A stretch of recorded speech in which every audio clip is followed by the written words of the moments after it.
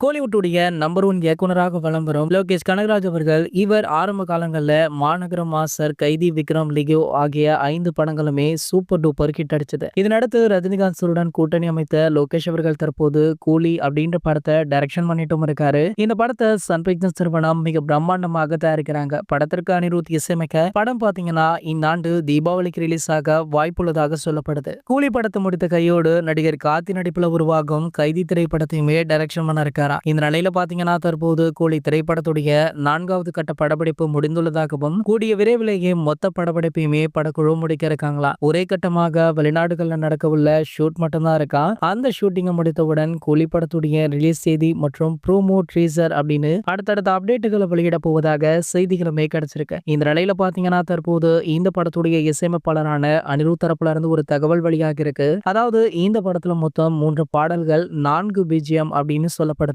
அதுல ஒன்று disco BGM, மத்த 3 என்ன அப்படின்றது தெரியல. பாடல்கள்ல ஒன்று சிக்கிடு வைப் அப்படின்ற ஒரு பாடல், மத்த 2 பாடல்கள் என்ன அப்படின்றது தெரியல. மத்த 2 பாடல்கள்ல ஒரு பாடலுக்கான அறிவிப்பு கூடிய விரைவில் வெளியாக போவதாக செய்திகள் கிடைச்சிருக்கு. மேலும் இந்த பாடல சூப்பர் ஸ்டார் ரஜினிகாந்த் அவர்களுக்காக அனிருத் அவர்களே பாடியிருக்காராம். சார் ஓகே, இந்த படத்துல இருந்து வெளியாக போற அடுத்த பாடலுக்காக உங்களை யாரெல்லாம் அவளுடன் காத்துட்டு இருக்கீங்க அப்படின்றத கீழே உள்ள கமெண்ட் செக்ஷன்ல கமெண்ட் பண்ணிட்டு நம்மளுடைய ட்ரெண்ட் செட்டர் அப்படின்ற நம்ம சேனலை சப்ஸ்கிரைப் பண்ணிக்கோங்க.